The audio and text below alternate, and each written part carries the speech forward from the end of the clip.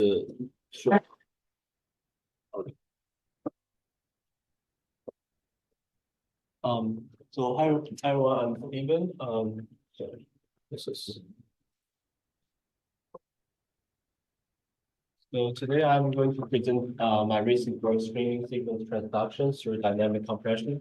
This work is a joint work with colleagues from Johns Hopkins University as well as colleagues from Microsoft and Stanford University. So in today's presentation, I will firstly talk about the method we proposed, which is called STAR. And in this method, we basically try to train a model which supports streaming sequence transduction, meaning that you have some sequence coming into the system in a format of streams, and then you want to generate some output. So the key here are two things. One is how do we segment the input? And the second thing is, can we efficiently compress the information while generating new output? So you can cache the compressed representation while streamed through the system. For today's presentation, I will talk about our experiments on two tasks. One is more like a toy task on non-streaming speech recognition, where the segmentation doesn't really matter. So I can showcase the efficiency or effectiveness of our compression method. And the second experiment is on simultaneous speech-to-text task, where the segmentation really matters because there's latency and quality trade-off at that time, which I will explain in details later. And lastly, I will give some additional analysis on memory footprint as well as robustness of our approach and draw a conclusion. So before I get started, I will quickly introduce the task we are interested in. It's called sequence transduction, meaning that you have a sequence-to-sequence task. Here are just some of the examples where your input can be speech signals or text signals, and it can actually be extended to even like images or videos. As long as you are using the encoder-decoder kind of structure, I think our method would fit into your needs. So I will first just give a high-level overview of the method and architecture before diving into the applications. Suppose that we are giving an input stream of sequence. This sequence can be text or speech or other things. And we want to transduce it into the output Y. So what we have is that we have X1, X2, X3, etc. coming into the system. We would add them to the current buffer, and then suppose that we have a mechanism to decide when to generate a new output. And when that is triggered, which is on line 8 of this algorithm, we have a segmenter which score different positions until some score threshold is reached, the beta is reached. Then we can compress the information and generate the output.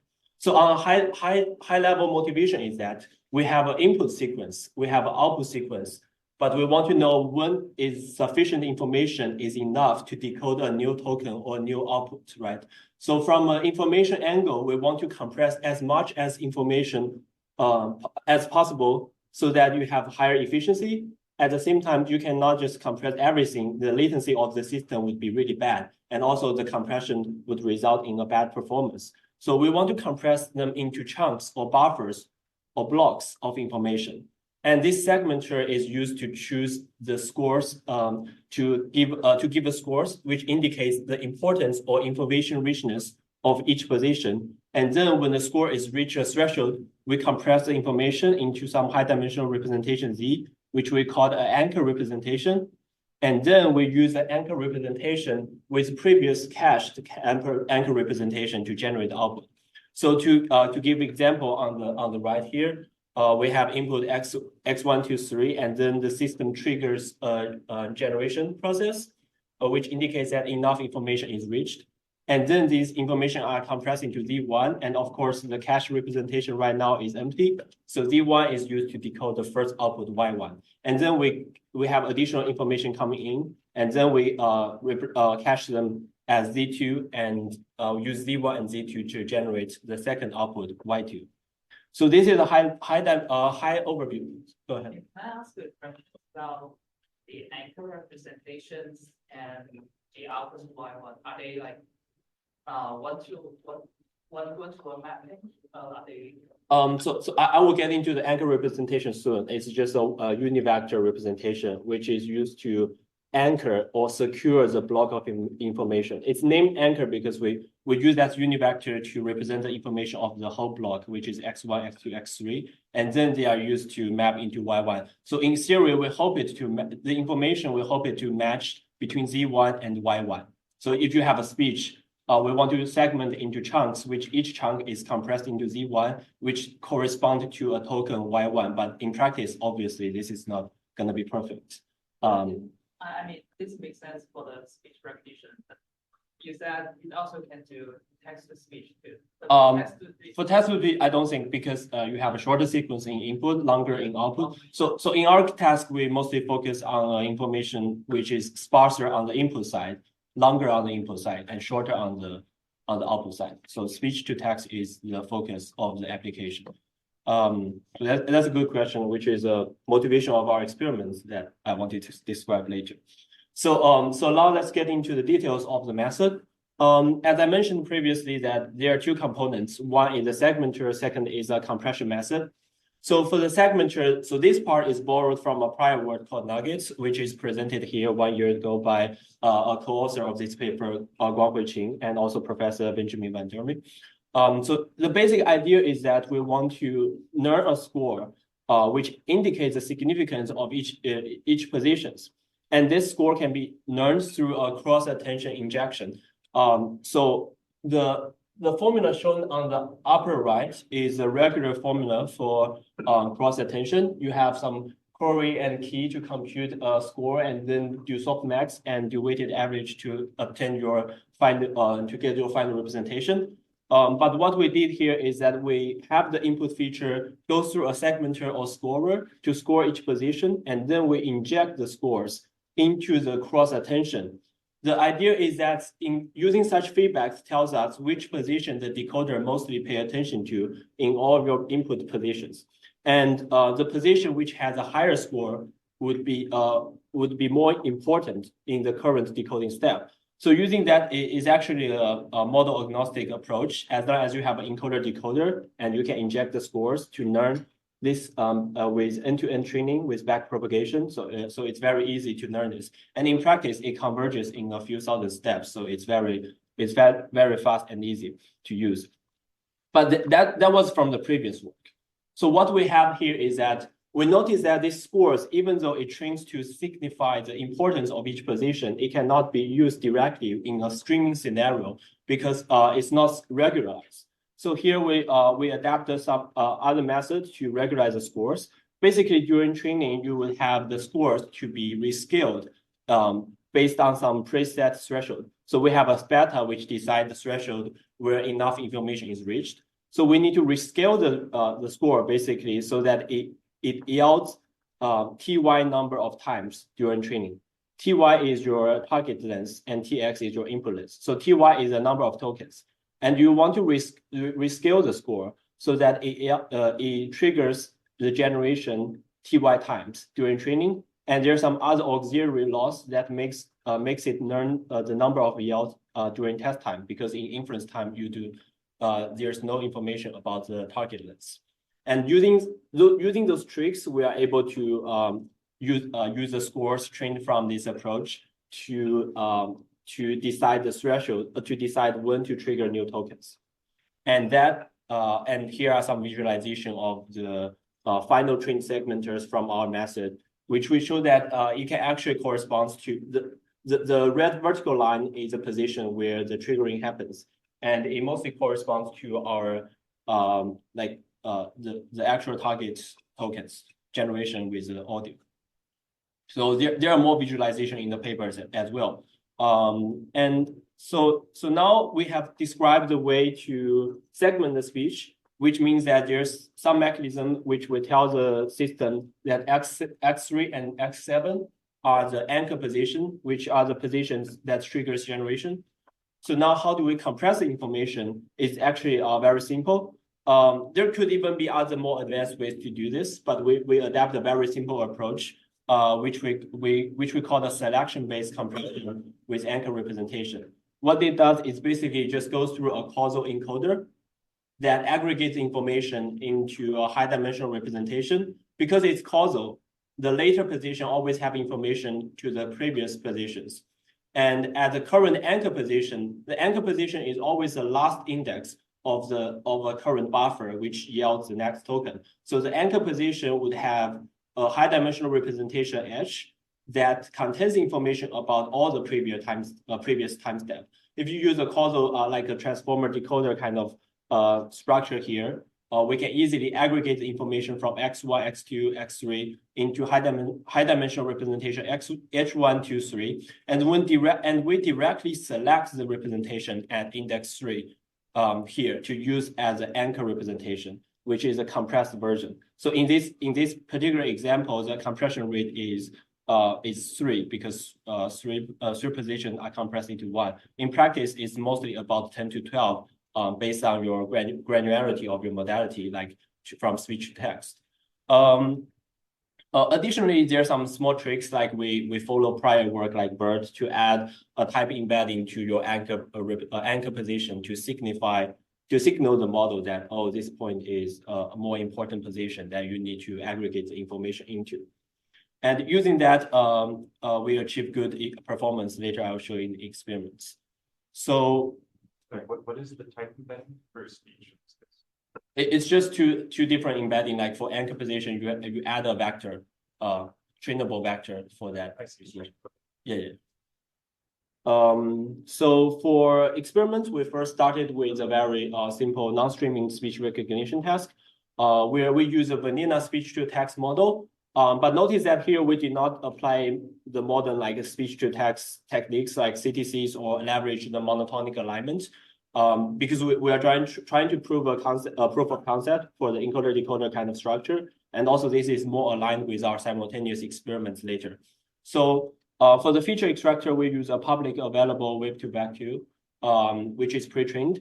And for encoder and decoder, we both use we initialize with transformer decoder architecture following GPT-2. And then for decoder, we add a language modeling head over the vocabulary. And the vocabulary is learned on BPE over the corpus.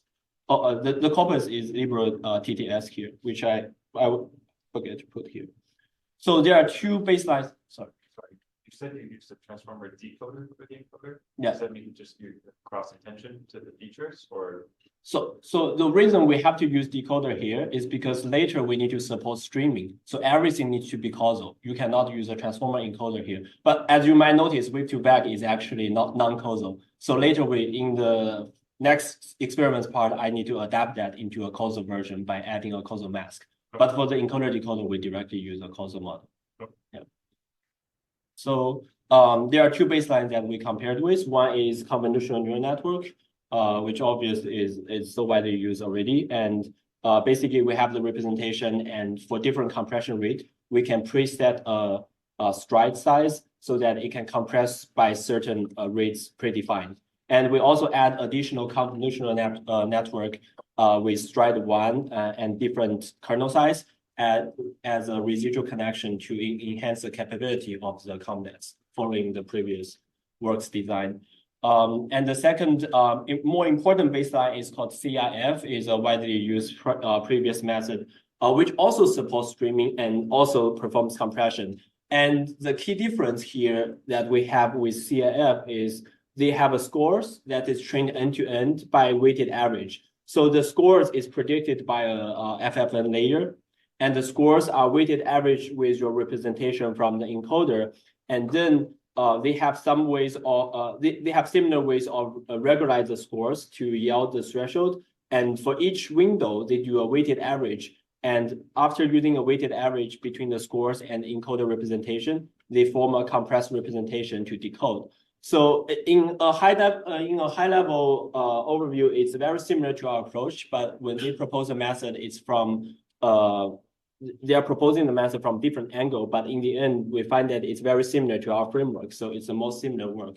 The key difference here is that our scorers is trained from encoder decoders cross attention operation. So it directly has attentions from the decoder, which we found it to give better segmentation. Secondly, we found that our selection-based compression method performs much better both in terms of performance and also robustness, which I will give a lot of experiments and analysis later to show that. Where compared to CLF's weighted average approach, it actually easily suffers from perturbations or changes in the segmentations. So for the non-streaming speech recognition task, we use Liberty S dataset, and you might notice that the word error rate is much higher than the modern like the state-of-art method. This is mostly as I mentioned, I didn't use most of the available tools. Instead, it's just a vanilla encoder-decoder structure. And as we see from this figure here, with higher the compression rates, so first of all, CNN is performing really bad as a compression method, as probably is having a local average that's not suitable for the encoder-decoders. Like it's injected into the encoder-decoder interaction with a compression with local average. And it's just not working well in practice. And CLF and STAR are pretty similar. We find that the higher the compression rate, the larger the gap, meaning that when we compress more information into the speech input, the better STAR outperforms CLF. And we believe that's probably because when you train the model with larger compression rates, the anchor tokens and anchor representation from our method would only take less top K tokens, but those top K tokens still contains most of the information. While for the CLF approach, as they are using an explicit weighted average, it's easy to have interference from different positions. So the larger the compression rate, the larger the window you are trying to condense information into, and that would result in more interference in CLF approach. While nuggets is more like a hard attention or hard selection, which retains most crucial information. And we performed additional analysis. So in this figure here, the model is trained with a compression rate like 12 and evaluated with the same compression rate. So in this new figure here, the model is trained with compression rate 12, but is exposed to different compression rates, varying from 1 to 50. So the idea is that we want to test if the model is able to adapt to different compression rate, even if it's trained with a fixed compression rate. And the result is actually kind of expected. For compression rate lower than 12, because the model is already like exposed to a compression rate larger than 10, when you give it more information, it actually does not suffer from the degradation. And this is very expected. And when the compression rate goes up, then the model expected, which means that the model is trained, for example, by compressing input 10 times. Now you test it with and ask it to compress the input by 50 times. Our method would work much better than the previous state of our like CLF. As again, this showcases our effectiveness of our compression method by hard selecting several important anchor tokens.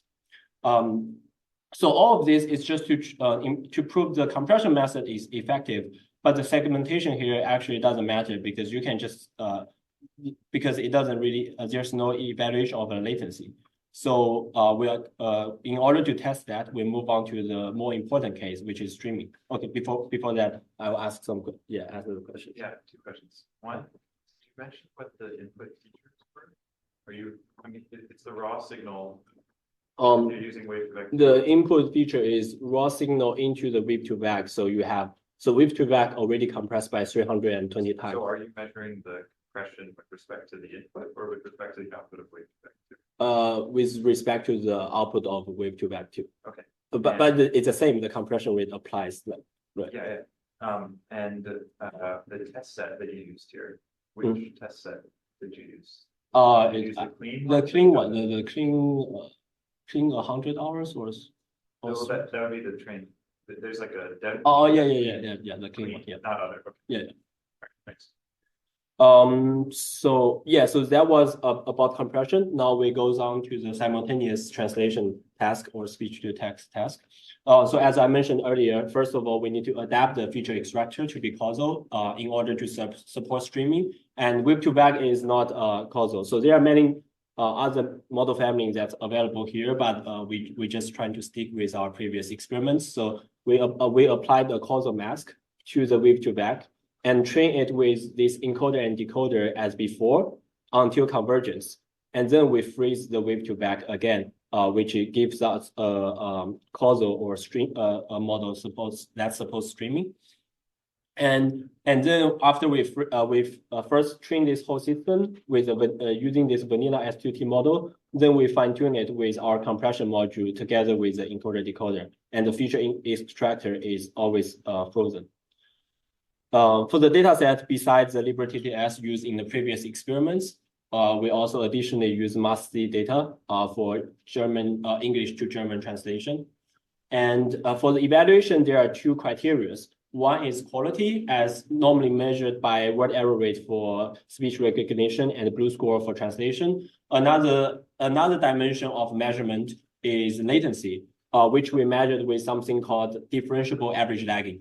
Notice that there are different kinds of latency measurements like average lagging, length adaptive average lagging, and many other things. We just choose it to follow the prior work, and there's ongoing work on the latency measurement as well.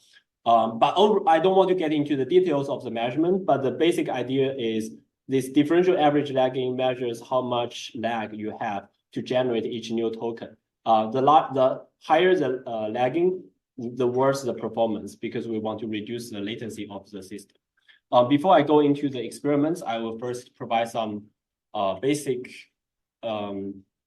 basic strategy used for simultaneous speech to text, because there are some special different strategies used, and I don't want to confuse people. So in this paper, we always adopt something called a fixed weight case strategy, which means that we always fix K segment or some K inputs before generating the first output. And once we start generating, we alternate between read and write. So we always read one segment and generate another segment. In the simultaneous machine translation, this is easy because input is text and output is text. So everything is tokenized. And if suppose we have a weight K equals 2 strategy as shown on the left figure here, we would wait for 2 Chinese tokens before generate the first English token, and then alternate between read and write. So that is easy because you don't need to segment the input. For the speech case, it's more tricky because the input is audio and you have some features and you don't know you don't know how to compute the K for that. So there are different ways. For our method and also for previous work like CLF, we have a trained scorer which dynamically decide when to yell the next token, which gives us segmentation by nature. But for the baseline, we use something like a fixed striding window for weight case strategy. So this is very simple. Suppose we have a fixed window of size 200 milliseconds. Then for a weight case strategy of 2, you would first read 400 milliseconds of speech before generating the first output, and then read another 200 milliseconds, generate and read and write again. So that's a baseline that I will show in this figure here. So this is the baseline using the vanilla speech to text model that supports streaming, but it does not have compression. It does not have our trained scorer. We just use a fixed window. So here, the 3 lines correspond to different weight K numbers from 1, 3, and 5. The larger the number, meaning that you need to wait for more steps before generating the first output. So normally the latency would obviously be larger, but the quality would be higher. So, and then for each of the dots in this plot, it corresponds to a different window size. So the first dot is a window size of 122 milliseconds. Second one is 200 milliseconds, etc. The longer the window size means that the larger the chunk of information you are exposed to for each generation. So the quality would improve, but the latency also significantly increases. And so basically what we want is we want a good latency quality trade-off. So we want a performance that result in a lower left region, right? Because the word error rate, we want the word error rate to be smaller, while we want the average lagging to be smaller as well. So this is a vanilla baseline, which we compare with. And then we see that the high quality comes with a trade-off in latency. And then we show that our method, first of all, easily outperform this baseline as we use dynamic segmentation. So it should obviously wins over the fixed window baseline. So as you see from our plots here, before we compare between STAR and CIF, notice on the left, for the ASR task, for STAR, when k equals 3, means that when the weight k number equals 3, we achieve some performance around 22, and that is below average lagging of 1,000. Go back to the previous plot. To achieve that performance requires an average lagging of beyond 1,500. So this is a huge difference in the latency. So that's just compared with a fixed policy. And comparing between those two flexible decision policies, we see that the STAR consistently outperforms CIF, and we think this is because of the segmentation difference. And also previously, we showed that compression is also better in our case. So here's some visualizations of different segmentation methods. From our method, this is the same reference text, but from our method, we find that it's more corresponding to the target text. And also for CIF, there seems to be some issue in the trailing tail of the last several time step is easily triggers. And sometimes they have this kind of hallucinations when it keeps generating. But there are more examples in the papers. Additionally, we provide some analysis that's really interesting, which showcases the robustness of our approach. So what we do here is that in the previous experiments, we allow the CIF and STAR to use its own trained segmentation with their scorer. But now we are curious, what if we ask them to use the same policy, which means that they use the same exact segmentation now, that they are exposed to the same amount of information for each token to be generated. And we are curious what would be the difference. So for example, if the input speech is 2,000 milliseconds and translated into 10 tokens, we would just segment the speech into 200 milliseconds block and input to the system. And we see that, first of all, compare between CIF and STAR, we find that even though both methods suffers from some degradation, but for STAR, it quickly recovers with larger K, obviously with larger average lagging, but the performance is still quite good. Meaning that when you change the segmentation policy and tells the model, okay, we are not going to follow your scorer, we're just telling you this position is a new anchor position and you need to generate from this position, then the performance is actually still pretty good. But for CIF, when you tell it's a different segmentation, it will just break, which gives over 80 word average. And then additionally, we are curious what if we do not apply the compression? What if we allow the system to use all the previous cached information instead of compress them along the way? We find two interesting phenomena. One is that for STAR and CIF, there are both some small improvement because you have more information. You do not compress the previous information. But for CIF, there's a huge improvement, but the overall performance is still very bad. Like even with lagging of 10,000, the word error rate is beyond 40. But for our case, the performance is still good. So this means that CIF kind of strategy is not really robust to any changes in the segmentation. As long as you change the segmentation, even if you use all the previous information, it will still not work. The only case it works is that you have to train it and it has a scorer, and you follow the scorer to aggregate the information in its own way, and it will give a reasonable performance. And additionally, comparing our method, STAR and STAR-all, what's interesting is that we barely see any difference, which means that using all the previous information versus using all the previous compressed information doesn't result in much changes. This additionally proves that our model is able to aggregate the information efficiently into the anchor representations, which makes all the other representation like not really useful for the generation. Lastly, there's some analysis. One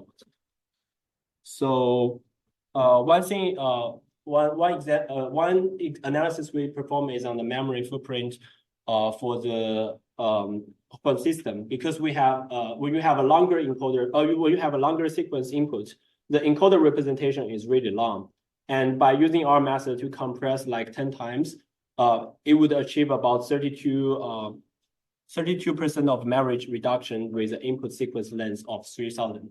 But there are some other like details of our model setup, but mostly it's just following our experiment with 4-layer encoder decoder with whip to back kind of encoder, and also we assume the target length is 1/10 of the input length. So there's some kind of high-level configuration that we input as hyperparameters, but overall we find that the memory reduction in our case would be like 30% because the encoder representation is very long, and our method can save a lot of memory from the cross attention computation. Lastly, there's another analysis we did, which is relevant to the robustness from a different angle, where we introduce some natural noise, such as from a public data set, which consists of noise of, for example, air conditioning or door slash sound. We inject those noise into the input speech and perform ASR. And we find interesting, we find that overall our method consistently beat all the other two compression methods. And additionally, when the noise ratio is higher than 30%, our method with compression actually outperforms the vanilla method without compression. So recall that when the vanilla method without compression does not suffer from information loss. So the performance is about 1 word error rate better than our method when the noise ratio is 0. But as we inject more noise into the system, we find that using a compression method as our anchor representations can actually improve the performance. So this shows that using some compression kind of way can actually make the system suffer less from the noise. But this is more like a synthetic analysis approach, as noise robustness is not the major focus of this work. So overall, we have shown some key takeaways from today's presentation is that we show that STAR can efficiently compress the speech representations with very minimal information loss. It proposed a method that can segment the speech to use for streaming transduction. And lastly, our method is highly robust compared to the previous method in different scenarios, like varying compression rate, varying decision policy, or noise injection. For the future direction, I think one interesting approach is to extend this into a non-autoregressive framework, which I was trying to do when I started the project for Kodak, but it doesn't really work out as these methods mostly working on encoder-decoder kind of structure for now. So I'm interested, like, if it can be extended to a non-autoregressive case. And also, like, if this can be used in a self-supervised training kind of way to obtain more fine-grained speech representation than univectors for a speech or longer representation than wave-to-wave. And lastly, for the scorer, there's a lot that can be improved. There's some previous literature on training the scorers by optimizing towards different like latency measurement or other ways to improve the scorer. But we believe it's too application focused, so we do not apply those methods to this paper. But it can be easily combined with previous other auxiliary loss objectives. Okay, that's a quick presentation. Yeah, so any questions? I'm just curious, how your method conceptually different than like CIF in terms of when you implemented it? Both of them are aggregating and then deciding if to fire, right? So yeah, did you just change this like the CIF aggregation to your STAR aggregation, and you kept the same cross attention and everything the same? Is that the difference? Like, how did you compare the two methods? Because the original CIF implementation doesn't have like cross attentions. Yes, so our method uses cross attention, and you're suggesting that why not trying their method with cross attention? Yeah, the presentation that you learned from CIF, did you also fit it into the same cross attention? Like, how the two methods are different when you compare them? No, for CIF, we just use what's used in the original paper, which is not end-to-end, right? Without any cross attentions, kind of. Okay, so cross attention is also like part of your novel, part of your. Yeah, it's part. Yeah, It's not what CIF uses. I'm just interested, like, which part would be mostly responsible for this better performance? So it's your, like. I think there are two aspects. One is how good the segmentation is, and secondly is how good the compression is. And they kind of interplay with each other. So I think, first of all, using an encoder-decoder kind of attention is more helpful in the segmentation sense. Secondly, using this approach means that your scores does not need to be computed as a weighted average with the representation to allow for backpropagation. So there's more freedom on your encoder representation size, which supports our hard selection method.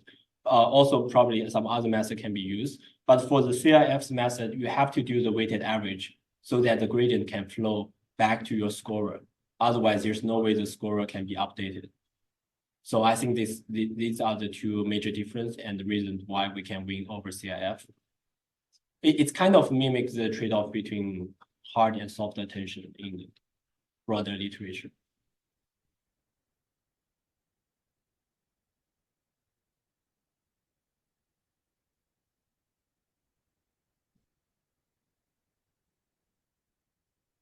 Like varying compression rate by varying the Sorry, which part do you? performance changing with compression rates. Mm. So my question is, I vary the compression rates by changing the values of K. The K here means. The weight K strategy. Oh, no. The weight K is different story. So in here, the compression rate is varying something called top K. So that's why I get confused. But so basically the compression rate varies by, so you are talking about the non-streaming case, right? Is this what you're talking about? So in this case, the compression rate is artificial. You can decide whatever compression rate you want to use. You just notify the system the compression rate, and the model would, because it would give a score, right, for each position.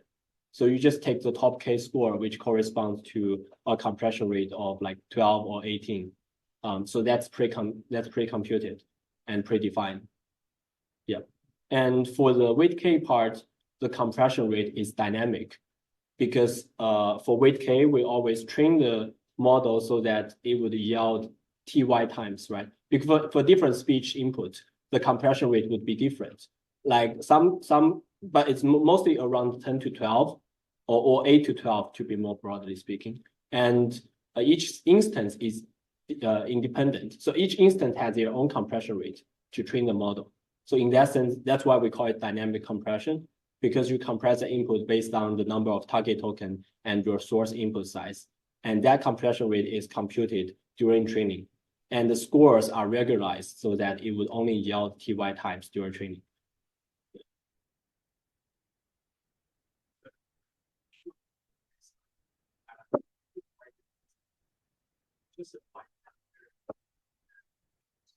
We try two ways to apply it because you have an input raw sequence and then the wave to back to encode the feature, right? And then after you have the feature, you can apply the ConvNet and then do encoder decoder. Another way is to first do the encoder and then apply the ConvNet and then do decoder. We tried both approach. Only the first approach work, meaning that you have to first convolve before feed into the encoder decoder. If you convolve after the encoder's representation, it just breaks the system. Like so all the results here is using the method that works, but still it's much worse than the other two method here. Yeah, so you consider like pictures over step some Yeah, I think that's possible, and it's really widely used in the literature. I'm trying to focus on the encoder decoder part of that because you can have a conformer kind of structure to extract the feature, and you can make it to have larger stride size so that it's instead of 320 reduction, you can have 3,200 reduction from a different wave to back. But then I believe the performance would suffer a lot, and you don't want it to be compressed too much when you extract the features, because otherwise it's like the probably use like CTC or other method would not work in that sense. So you probably want to compress further after you extract the feature. Can you look up to this figure where there is a segmenter The figure where's on the side? you mean this one? Yeah, this one. So when you say you apply CNN, you mean like you put that in the segmented part, the CNN? Yeah, you can interpret this way. So it's not, so there's no segmenters. So in that case, so the reason that CNN is only used in non-streaming experiments because you need a preset stride for the CNN, right? So we just put the CNN on to the input feature to compress it before feeding to the encoder. But for the streaming case, CNN is not usable because it does not support dynamic compression. So it cannot be used in that scenario. Oh, so you apply CNN on the feed of the input feature, and then you feed them both into this segmented part and the encoder part, right? Or no? No. CNN is just directly, yeah, there's no segmenters. So it's like a toy kind of comparison in the non-streaming case. I'm just saying that it might be more fair comparison if you put CNN on the segmented part, because you're comparing the segmentation using CNN versus segmentation with this strategy. So, not sure. The segmenter here is fully connected there, right?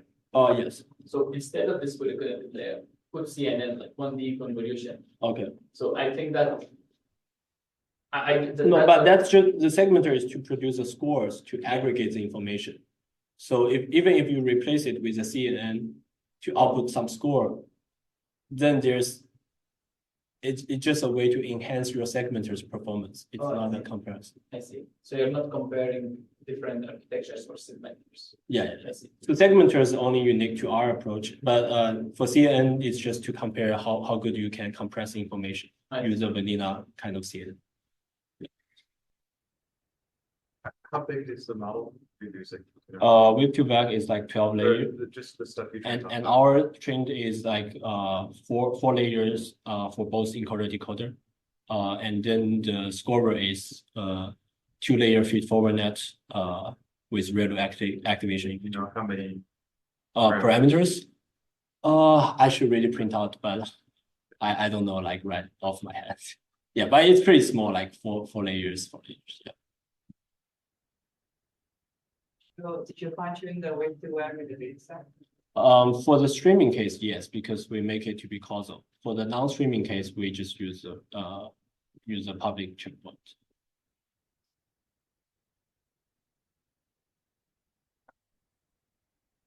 It looks, I mean, it's very interesting that you came from a very different angle than most people working on speech. That's true because I don't have speech experience before. And it's very interesting. But at the end, it looks an awful lot like the RNNT. That's true. Yeah. And I would be very interested the transducer models. Yeah. So basically, you fuse the two things with some kind of So I'd be very curious to know how, like a very similar RNNT model, wherever you can make things similar, performs compared to this. That's an interesting problem that I might investigate in the future. But yeah, but from my understanding of RNT, you have input encoded and the target, and you have somehow to fuse that representation, right? Yeah. So it could be interesting to introduce compression inside that module. Yeah. Interpret the language model part that's doing the compression, I guess. Yeah.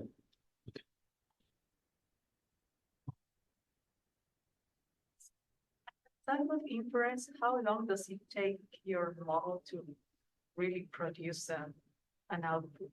I think that you already showed something, right? But because the data set is kind of simple, it's not extremely long. So it's like the features is below normally below 2000. So it's pretty fast. For the memory footprint part, which we craft some like pseudo data, which is much longer, which shows a memory reduction. But I think the total time of duration is not that important. What important is the latency, which is how much the lagging is for each speech input to generate output. One thing we've noticed is sometimes the time it takes to do one forward pass to the network ends up being longer than the latency anyways. Um, So you think you're doing streaming. I see. So what you mentioned is a computer-aware kind of metric. It's everything you did is fine and it's standard. Yeah. But you might want to also look at the inference time, like real time. Yeah, the real time. Yeah, I understand. So that would be a computer-aware kind of metric, which I think some of prior work already used. Yeah. So in this work, it's more theoretical, like measuring the lagging in a theoretical way.